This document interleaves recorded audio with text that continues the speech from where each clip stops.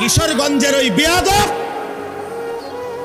গত 60 বছরের তোর মতো বেয়াদবের মতো কথা বাংলাদেশে কোনো নাস্তিক মুরতাদ, কোন স্বঘোষিত মুরতাদ এত বড় কথা বলে নাই।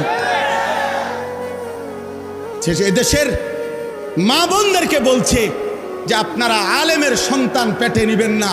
আরে বেটা বেয়াদব, তোর মতো বেয়াদবকে, তোর মা বাপকে যদি কোনো আলেমে দিন বিয়ে না পড়াইতো তো তুই ফজলুর রহমান কোন নেককার চরিত্রবান কোন পবিত্র নারীর ঘরে জন্ম নিতে পারতি না বেটা। তুই এখন মোল্লা চেনো না? ইসলাম এক জিনিস, মোল্লাতন্ত্র আরেক জিনিস। ইসলাম তোর আব্বার, ইসলাম তোর বাবার নাকি বেটা?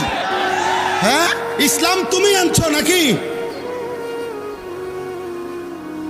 এজন্য এটা স্পষ্ট, এই বেয়াদব চূড়ান্ত বেয়াদব।